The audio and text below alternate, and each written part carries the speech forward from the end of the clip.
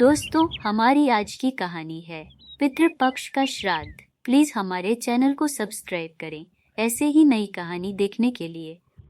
रामपुर नाम के गांव में शीला बेटे प्रवीण और बहू अनीता के साथ रहती है। प्रवीण पास के शहर में बैंक मैनेजर था, इसलिए वह रोज सुबह जल्दी बैंक के लिए निकल जाया करता था और रात को देर से आया करता था। घर में सिर्फ शीला और उसकी बहू अनीता रहते थे। शीला बूढ़ी हो चुकी थी और उससे घर के काम नहीं बनते थे। अनीता को शीला का दिन भर घर में खाली बैठना बिल्कुल भी अच्छा नहीं लगता था। वह चाहती थी कि शीला घर के काम काज करे। इस बात को लेकर शीला और अनीता में आए दिन झगड़ा होता रहता था। अनीता शीला से कहती थी, माँ जी, आपको सिर्फ बैठे रहने का बहाना चाहिए। आपकी उम्र की कितनी सारी महिलाएं हैं जो घर के सारे काम करती है। तभी शीला कहती है, मैंने अपनी जवानी में तुमसे भी ज्यादा काम किया है, इसलिए अब मेरी इतनी क्षमता नहीं कि मैं उतना ही काम करती रहूं। अनीता अपनी सास से चिढ़ती थी। एक दिन की बात है, शीला और अनीता की किसी काम को लेकर बहस हो गई और बहस इतनी ज्यादा बढ़ गई कि अनीता ने शीला को घर से बाहर निकाल दिया और कहा, अब से यह घर मेरा है। बुढ़िया तेरा नहीं हूँ तो यहाँ से चली जा। मैं तेरे कारण बहुत परेशान हो गई हूँ और इस बार श्राद्ध पक्ष आने पर मैं तेरा भी श्राद्ध कर दूंगी, क्योंकि तू हमारे लिए मर गई है। ये सुनकर शीला वहाँ से चली जाती है और घर के सामने बनी एक छोटी सी झोपड़ी में रहने लगती है। शाम को प्रवीण घर आता है और अपनी माँ को घर में ना देखकर वह अनीता से पूछता है कि माँ कहाँ गई। अनीता कहती है, तुम्हारी माँ घर छोड़कर चली गई है। वह सामने वाले झोपड़ी में रहने गई है और मैंने उनसे कुछ नहीं कहा। वह अपनी मर्जी से गई है, इसलिए आप मुझे कुछ मत कहना। प्रवीण समझ गया कि इन दोनों के बीच में आज फिर से किसी बात को लेकर लड़ाई हुई है।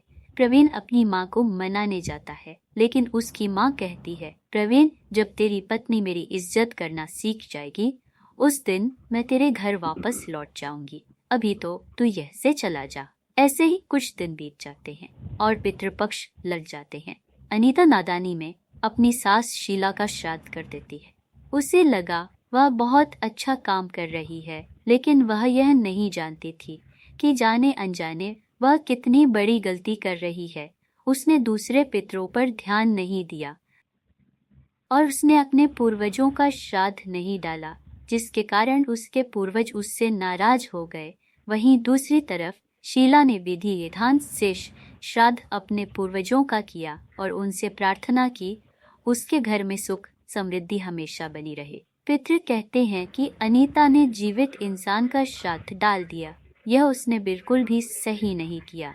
हम बहुत नाराज हैं। उसने हमें बुलाया पर हमें भोजन नहीं कराया। वहीं दूसरी और पूर्वज शीला के काम से बहुत प्रसन्न थे। पूर्वज शीला को सुख समृद्धि का आशीर्वाद देते हैं।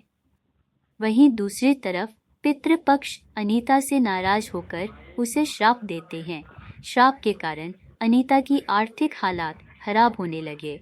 उसके घर में कुछ भी अच्छा नहीं चल रहा था। शीला बहुत खुश थी और उसके घर में सब कुछ अच्छा चल रहा था, पर अपने बेटे बहू के घर में ऐसा देखकर उसे बिल्कुल भी अच्छा नहीं लग रहा था। अपनी सास के घर सब कुछ अच्छा देखकर अनीता मन ही मन सोचती है, कहीं यह मेरे बुरे कर्मों का नतीजा तो नहीं जो मुझे ऐसे दिन देखना पड़ रहे हैं। मुझे अपनी सास से माफी मांग लेना चाहिए।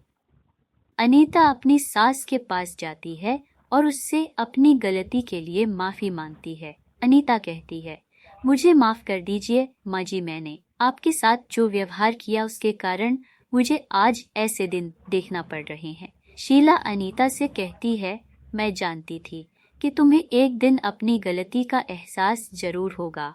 अनीता, मैं तुम्हें माफ करती हूँ, लेकिन तुम्हें तो पितरों को नाराज किया है, वह तुम्हें कैसे माफ करेंगे। अनीता रहती है, माँ जी आप ही कुछ बताइए, मैं क्या करूँ। शीला कहती है, आज पितृ मोक्ष अमावस्या है, हम दोनों मिलकर पितरों का श्राद्ध डालेंगे और फिर देखना सब कुछ अच्छा हो जाएगा। ऐसा ही होता है। शीला और अनीता खीर, पूरी सब्जी, भजिए, बड़े सब कुछ बनाती है और बहुत अच्छे से धूप डालते हैं। यह देखकर उनके पूर्वज प्रसन्न होते हैं और उन्हें सुख समृद्धि का आशीर्वाद देते हैं। इस प्रकार शीला और अनीता का घर सुख समृद्धि से भर जाता है।